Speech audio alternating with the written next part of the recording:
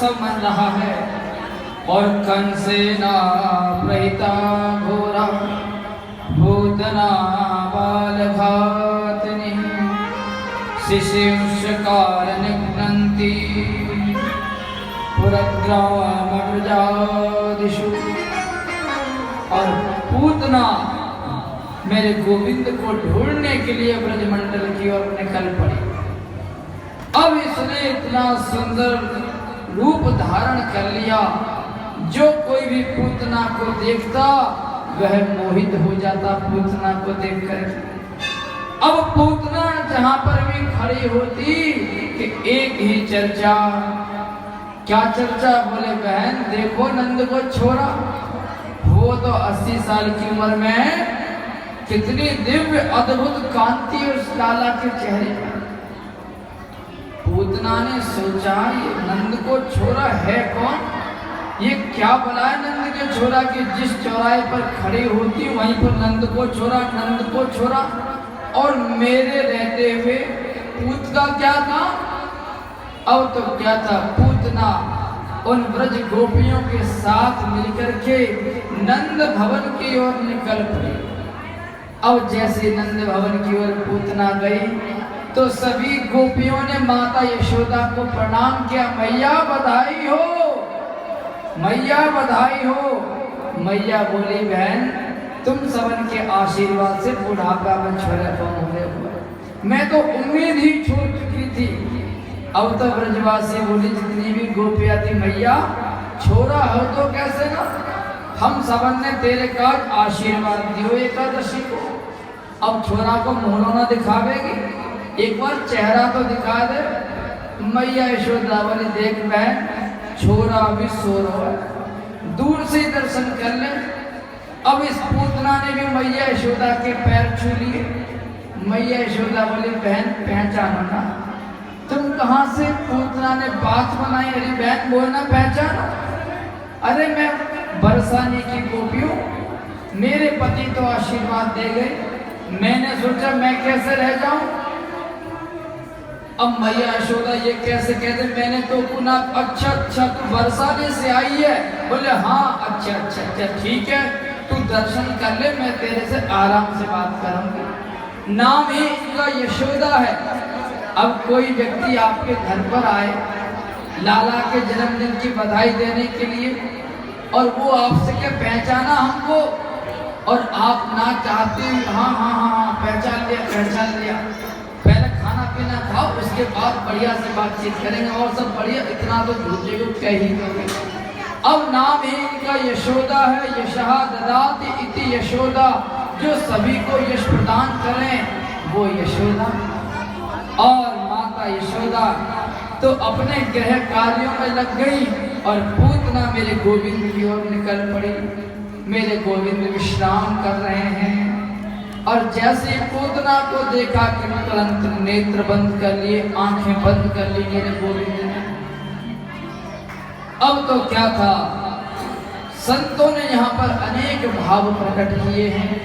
बोले जानते हो पूतना ने अपनी आंखें बंद, भगवान ने आंखें बंद क्यों कर ली पूतना को देख करके? बोले क्यों करी? बोले भगवान ने इसलिए आंखें बंद कर ली कि शिशिवशकार निघ्नन्ति, जो छोटे छोटे बच्चों को जो मारने का संकल्प करती है, ऐसे औरत का तो मैं चेहरा भी देखना नहीं चाहता, इसलिए भगवान ने अपने नेत्र बंद कर लिए। दूसरे संत भाव देते, बोले नहीं नहीं ये कारण नहीं है नेत्र बंद करने का। बोले क्यों?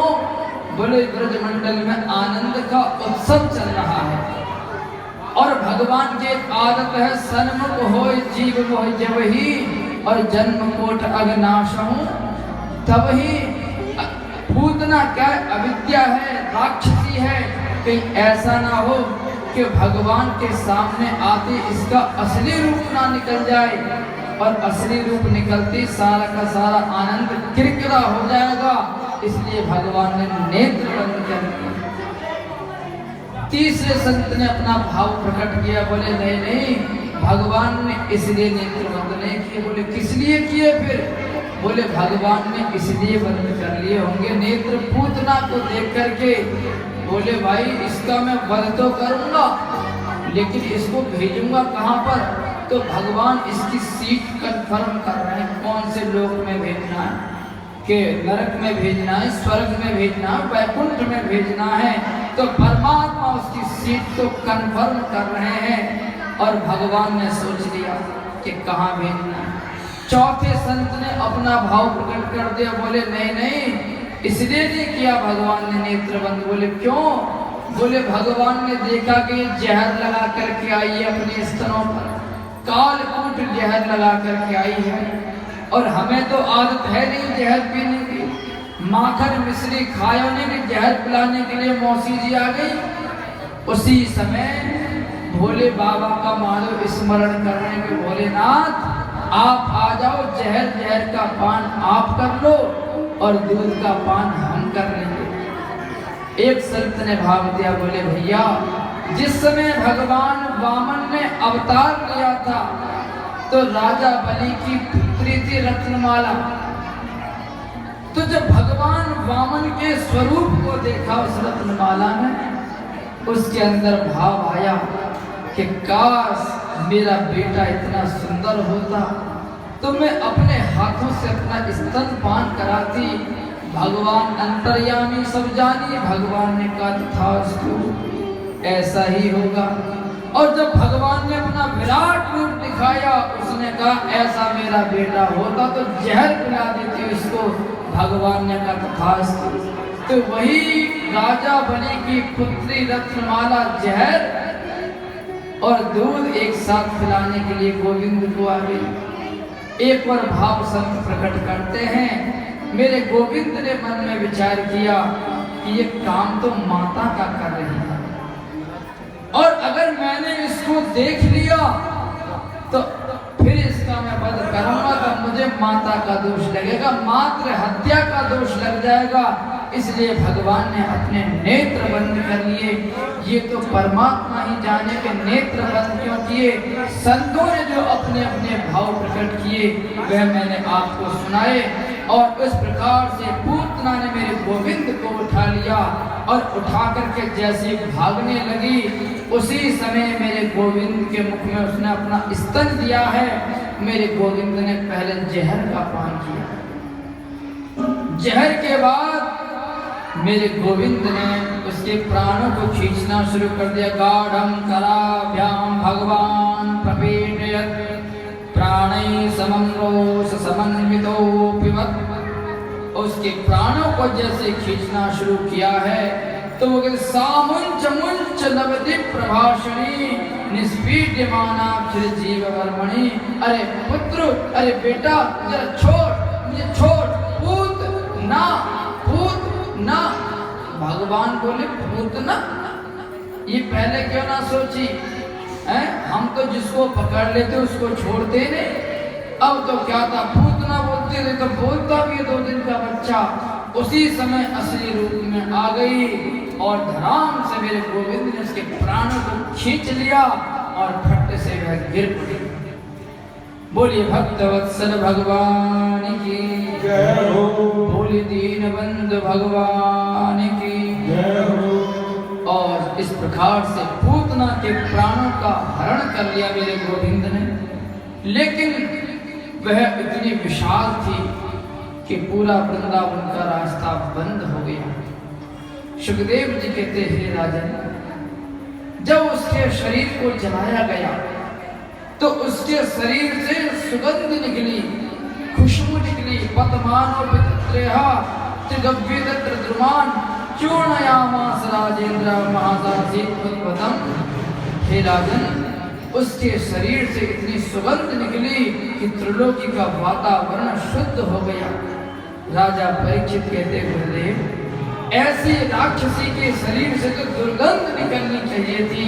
सुखदेव जी कहते हे राजन, जिसका संबंध गोविंद से जुड़ गया वह राक्षसी कहाँ रही? अरे भगवान जिसको स्पर्श कर देते हैं उसकी मुक्ति हो जाती है। और इसने तो माता यशोदा का काम किया, दूध पिलाने का काम किया है। चाहे भले ही नाटक के रूप में किया सही, लेकिन दूध पिलाने का काम तो माता का होता है। इसलिए अब यह राक्षसी नहीं रही, भगवान ने उसको दिव्य गति प्रदान कर दी। न जाने कौन से गुण पर दयानिधि दी जाते हैं। अगर भगवान पूतना के अवगुणों को देख लेते तो उसका कभी जीव जन्मांतरों में, युग युगांतरों में, कल्प कल्पांतरों में कल्याण नहीं होता। भगवान ने गुण देख लिया। क्या गुण देखा? बोले ये राक्षसी खानदान से है, ये कोई विशेष गुण नहीं है। बोले जहर पिलाने आई है, बोले ये तो बहुत बुरी बात है, गलती आदत है। भगवान ने देखा बुरी भली कैसी भी सही, लेकिन काम तो ये माता का कर रही है, दूध पिलाने का करे। उसी गुण पर मेरे गोविंद जीत गए और पूतना को दिव्य गति प्रदान कर दी। बोले भक्त वत्सल भगवान बाल कृष्ण लाल की। और सभी ब्रज गोपियों ने, सभी ब्रज गोपियों ने माता यशोदा को डांट लगाई। अरे नंदरानी यशोदा, तुम्हारे बुढ़ापे में लड़का हुआ है, तुम्हें जरा सा भी ध्यान नहीं है, लड़के का ध्यान कैसे रखा जाता है, और तुम जो है किसी के हाथ में लड़का सौंप दिया। मैया यशोदा बोली बहन का मालूम है कि राक्षसी है, ये तो ब्राह्मणी का रूप धारण करके आई थी। तो क्या होता है, गौ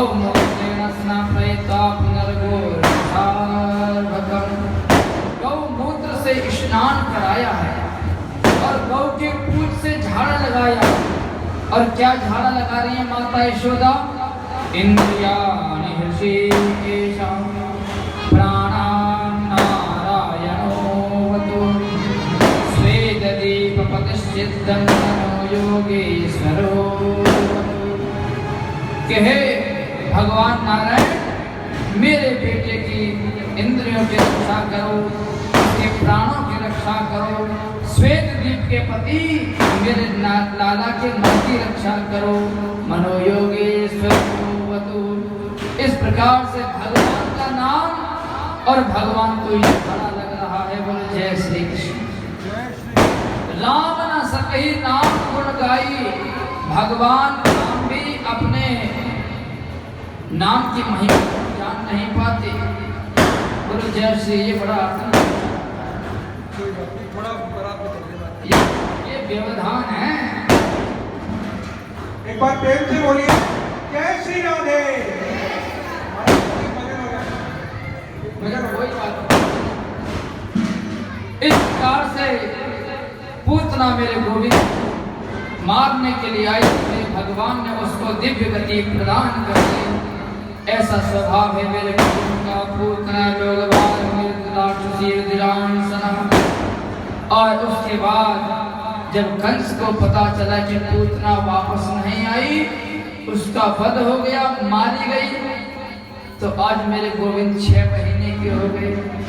तो मेरे गोविंद ने करवट बदली, करवट।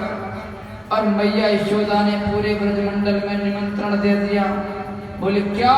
बोले आज गीत गवेंगे। लाला ने पहली बार करवट बदली है और सभी गोपियां आ गई मैया के घर में गीत गावे के टाइम। उसी समय मेरे गोविंद रो रहे थे। मैया ने कहा ये तो अच्छी बात नहीं है, और मेरे गोविंद को बैलगाड़ी के नीचे टांग दिया। उसी समय राक्षस ने देखा मौका बहुत बढ़िया है, बैलगाड़ी के नीचे एक जो छबड़ा होता उसमें लटका दिया, झोटा देती रही, बीच बीच में आके देख लेती थी। मैया यशोदा गीत गा रहे थे, उसी समय राक्षस आया तृणावर्त नाम का, और जैसे मेरे गोविंद ने देखा है, मेरे गोविंद ने नेत्र बंद कर लिए। उसने देखा कि सो रहा है, इसको उठा करके ले जाऊं। अब तो क्या था, मेरे गोविंद ने पालने में से एक लात मारी कि वह जो बैलगाड़ी थी आकाश मंडल की ओर उड़ गई, और वह तुरंत टूट करके 9-2-11 हो गई और राक्षस का उद्धार कर दिया। अब जैसे शोर हुआ कि मैया यशोदा आई, अरे का भयो, का हुआ, का हुआ।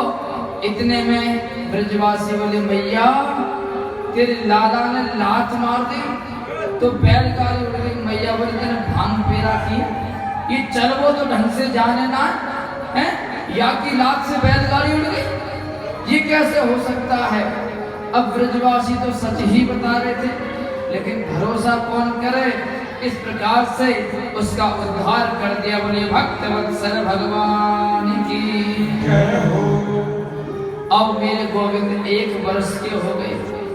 इधर वसुदेव जी के मन में बड़ी चिंता कि मेरे बच्चों का नामकरण तो हो जाना चाहिए।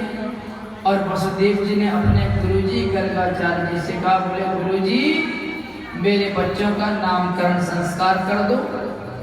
बोले राजन हम कर तो देंगे, लेकिन जिस दिन से तुम्हारे बच्चों ने जन्म लिया है उस दिन से नित्य कोई ना कोई संकट उनके जीवन में आता ही रहता है। हम गौशाला में तो कर सकते हैं, हम नहीं चाहते कि तुम्हारे पुत्रों के जीवन में संकट आए। बोले ठीक है गुरुजी। और गर्गाचार्य जी महाराज वहां से चल दिए गोकुल की ओर। और जैसे गोकुल की ओर चले हैं गर्गाचार्य जी महाराज कि नंद बाबा ने प्रणाम किया, महाराज जी प्रणाम। अब तो क्या था महाराज जी आपका परिचय, कहाँ से आए महाराज जी। तो गर्गाचार्य जी कहते हैं यदुनामाचार्य ख्यातश्च भुवि सर्वदा सुतम मया संस्कृतं ते मन्यते देवकी सुतम। अब तो बोले राजन हमारा परिचय ये है कि हम गर्गाचार्य जी हैं, हमारा काम है नामकरण संस्कार इत्यादि ये सब करना। तो बताओ राजन कोई हो तो बच्चा तुम्हारे घर में नामकरण कर दे। अब तो क्या था नंद बाबा बोले अरे महाराज सही याद दिलाए, मेरे घर में 2 बालक हैं, 1 वर्ष के होने वाले हैं, तो महाराज कर दो नामकरण। गर्गाचार्य जी बोले राजन नामकरण तो हम कर देंगे, लेकिन हमारी एक शर्त है। बोले क्या। बोले शर्त यही है कि हम गौशाला में करेंगे नामकरण। बोले क्यों महाराज ऐसा क्यों। बोले हे नंद बाबा मैंने तुम्हारे यश को सुन रखा है, तुम्हारा यश बहुत ज्यादा है और मैं नहीं चाहता कि तुम्हारे पुत्रों के जीवन में संकट आए किसी भी प्रकार का। इसलिए बाबा मैं तुम्हारे लड़कों का नामकरण तो करूंगा, लेकिन गौशाला में करूंगा, बताओ राजी हो कि नहीं। नंद बाबा बोले भैया हमें अपने यश को क्या करना है, हमें तो अपने लाला की खुशी देखनी है। उसी समय नंद बाबा ने यशोदा से कहा अरे महर सुनती हो। बोले क्या हुआ। बोले मथुरा से पंडित जी आए, हमारे बालक 1 वर्ष के होने वाले, तो क्यों ना पंडित जी से नामकरण संस्कार करा लिया जाए। नंदरानी यशोदा बोली महाराज ये बताओ हम अपने लड़का कहीं से मांग के लाए हैं, 1 दिन पहले इतनी व्यवस्था कैसे होगी महाराज। 6 महीना का टाइम तो कम से कम चाहिए नामकरण के लिए। पूरे ब्रजमंडल में निमंत्रण दिया जाएगा, चूल्हे के नौत का कहीं भोजन ना बने, वो सबका भोजन ही बने, वो गीत गवेंगे तब होगा नामकरण। नंद बाबा बोले महर जब से हमारे लाला ने जन्म लियो तब से कोई ना कोई संकट आते रहे, हमें अपना यश ना चाहिए, हमें लाला की खुशी चाहिए और लाला को नामकरण तो कराना ही है। मैया बोली ऐसी बात है तो ठीक है महाराज, हम पड़ोसी को भी ना बताएंगे, चुपके से कर लेंगे गौशाला में। अब तो क्या था गौशाला में बैठ के चौका लगा दिए भैया के गोबर से 4 बजे और 5 बजे पंडित जी बैठ गए। अब तो माताओं के मन में बड़ी इच्छा होती है कि पंडित जी की परीक्षा ले ली जाए। अब तो क्या था माता यशोदा ने कहा माता रोहिणी से, बोली बहन तुम्हारो कलर सांभलो और मेरे लाला को कलर भी सांभलो कृष्ण को, या को तुम ले लो और अपने बालक को मोह दे दो बलराम गोरे। बोले आपको मेरे मेरो कलर भी गोरो है। अब तो क्या था माताओं ने अदला बदली कर ली। माता यशोदा बोली महाराज मैं बड़ी हूँ, पहले मेरे लड़का को नामकरण करो। अब तो क्या था गर्गाचार्य जी ने देखा, गर्गाचार्य जी बोले माता अयम ही रोहिणी पुत्र रमयन सुहृदो आख्या सते राम इति बलाधिक्या बलम विदु। बोले मैया ये तेरा बेटा ना है? अच्छा महाराज किसको है? बोले अयम ही रोहिणी पुत्रा। बोले तो रोहिणी को बेटा है मैया। अब तो क्या था, मैया ने हीरे की अंगूठी पहन रखी, तुरंत ही महाराज जी के चरणों में दे दी। बोली बहन खड़िया पलटन ना। खड़िया पलटन जानते हो ना, कि जिस पे कुछ ना आता हो कुछ भी बता दे, बोलो जय श्री कृष्णा। बोले असली ज्योतिषी बहन, यहाँ तो 1 मिनट में पकड़ ली बात को। अब तो क्या था, मैया यशोदा बोली महाराज और क्या नाम होगा? बोले मैया इसका एक नाम होगा हलधर, ये हल को रखा करेंगे अपने पास में। और बोले मैया कई सारे नाम होंगे। अब तो मैया ने मेरे गोविंद को अपनी गोदी में बिठा लिया। बोले महाराज या के विषय में कुछ बताओ, ये बड़ा चंचल है महाराज, ये कुछ करे वो अपनी लाइफ में या ना करे वो। गर्गाचार्य जी ने ध्यान लगाया। बोले मैया या को नाम कृष्ण होगो। मैया बोली किशन? अरे किशन ना कृष्ण।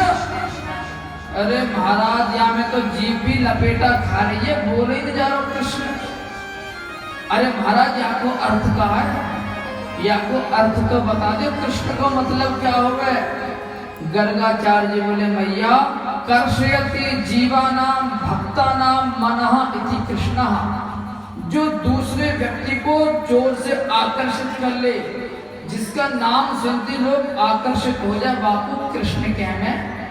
अच्छा महाराज, क्योंकि आपने देखा होगा जो मछली जो पकड़ने वाले होते हैं उनके पास एक इतनी बड़ी स्टील की कुछ वो होती है, औजार होता है, और जैसे काक के नीचे री बना होता है ना, उसमें उसी प्रकार से बना हुआ होता है। और उसमें एक बार अगर मछली फंस गई तो निकलना मुश्किल है। उसी प्रकार से इनके चक्कर में जो फंस गया असंभव है निकलना, क्योंकि मार्केट बहुत तगड़ी है इनकी, हर क्षेत्र में जानकारी। राम जी ने अपनी मार्केट नहीं बनाई। एक हमारे विजेंद्र चौहान है म्यूजिक डायरेक्टर, वो कहते पंडित जी राम जी का स्वभाव बहुत सरल है, सब कुछ बढ़िया, लेकिन मार्केट नहीं बनाई। बोले कृष्ण जी ने अपनी मार्केट बहुत बढ़िया बना रखी, प्रचार प्रसार करके बोले जय श्री कृष्ण। और भाई महाराज और क्या नाम हो वो? गर्गाचार्य जी बोले मैया या के अनेक नाम होंगे। अच्छा महाराज 2, 4, 10, 5 कितने? बोले भैया या के होंगे हजारों नाम होंगे। अच्छा महाराज और बताओ। अब तो क्या था, गर्गाचार्य जी सोचने लगे और देखते हैं, और जैसी मेरे गोविंद से आंखें मिली कि त्राटक समाधि लग गई। अब तो क्या था, गर्गाचार्य जी कहने वाले थे भैया तेरो लाला साक्षात भगवान कहने वाले थे। भगवान ने आंखें मटकाई, खोल पट्टी खोले वो का। बोले नारायण समो गुणाई ही। बोले भैया नारायण के समान गुण वालों हो। भगवान ने सोचा अगर मैया को भगवान बनाते हो मेरी नजरों में, मैया ने मुझे भगवान मान लिया तो चिनौरी रख कर के दो, और इतनी सी गिलसिया में दूध रख के बोल देंगे तेरा तुझको अर्पण क्या लागे मेरा, है प्यार से कह देंगे। बोले मेरा क्या लगा, तेरा तुझको अर्पण। बोले 2 चिनौरी रख करके बोले हमें 2 चिनौरी से काम नहीं चलने वाला। अब तो गर्गाचार्य जी ने बात चेंज कर दी, नारायण के समान गुण वालों होगा भैया, बड़े बड़े संकटों से तुम्हारी रक्षा करे हो ये तुम्हारा लाला। अच्छा महाराज, अब माताओं को एक बात की बड़ी चिंता होती है कि महाराज शादी होगी कि ना होगी, ये बताओ मंगली तो ना है, कोई दोस्त तो ना है। भगवान बोले मैया शादी तो हो जाएगी। अच्छा महाराज कितनी करे वो, आपके पापा ने तो एक ही करी, ये कितनी करे वो। अब तो क्या था, मेरे गर्गाचार्य जी ने बोला कि मैया शादी, अरे महाराज 1 करे बोलना ज्यादा, बोले 10, बोले और ज्यादा, बोले 100, बोले थोड़ा अभी तो कुछ भी ना है 65, बोले 1000, बोले और ज्यादा। भैया को चक्कर आने शुरू हो गए। अरे महाराज कितनी करे वो, कुछ तुम ही बता दो। गर्गाचार्य जी बोले मैया 16,108 विवाह होंगे तेरे लाला के। मैया बोली आपको इतना खाना कहाँ से आ रहा है? पागल है जाऊंगी बाल करने खिलाते खिलाते। अब तो मैया बोली चलो भैया बाद की बात है, वो तो जो होगी सो देखी जाएगी। भतेरी गैया 9 लाख गैया है, सबको 2-2 4-4 गैया दे दी जाएंगी, कोई चिंता वाली बात ना, सब पल जाएंगे। इस प्रकार से मैया यशोदा ने नामकरण की खुशी में 2 लाख गायों का दान गर्गाचार्य जी को किया। सोने से सींग मड़ के, चांदी से खुर मड़ करके दिए हैं। और गर्गाचार्य जी ने ब्राह्मणों को दे करके गर्गाचार्य जी वहां से निकल गए। बड़े प्रसन्न होते हैं कि आज मुझे परमात्मा का नामकरण करने का सौभाग्य प्राप्त हुआ।